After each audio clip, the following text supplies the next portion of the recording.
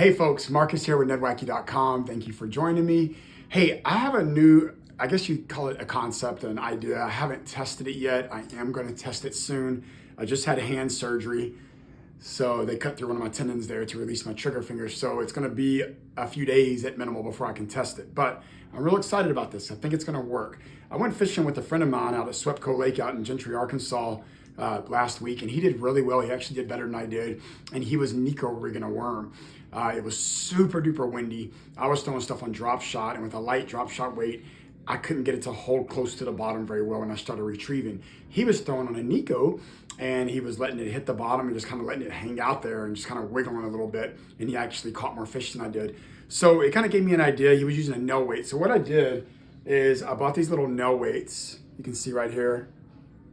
And these are, I want to say about 1/8 ounce. I don't remember. They're pretty heavy compared to most no weights I've had. I think most are like 16ths, if not 1/12 or 1/16. These are 1/8. I wanted them heavy on purpose. I wanted them to get to the bottom in deeper water. When I call deeper water, I'm saying like 12 to 25 foot. I normally fish anywhere between like 2 and 10 foot. But in the lakes, which I've been fishing quite a bit lately, it's that 10 to 25 foot water. Anyway, so here's a no weight. Here's a battle bug. If you know anything about NedWacky, you know about the battle bug. That's our notorious bestseller, just our flagship bait. I'm gonna stick this no weight. I have not done this yet. This is the first time. You're gonna see how it goes. I'm gonna stick this no weight in the butt of the battle bug right now. Okay, so I'm just gonna kind of push it in, and our plastic's pretty tough, so it does take a little bit of, boy, it hurts my hand, right? Surgery. So I'm gonna push it into the butt of the battle bug here. It'll take a second, I will get it. Now I know they make no weights that are like really, really pointed sharp. Okay, yeah, this went in just fine, but they do make them that are sharper. So there it is. My no weight is in there. Then what I'm gonna do is I'm gonna tie on one of my drop shot hooks, and I get these drop shot hooks a lot of times with this little swivel on them, and then it's what I call a pull tight for your line to your weight. So my weight will be typically down here, anywhere between 8 and 15 inches on drop shot, and then this is my drop shot hook. But what I'm gonna do with this is I'm gonna actually stick it right through the nose of the battle bug between the antennas. I don't know if you can see that or not, just like that.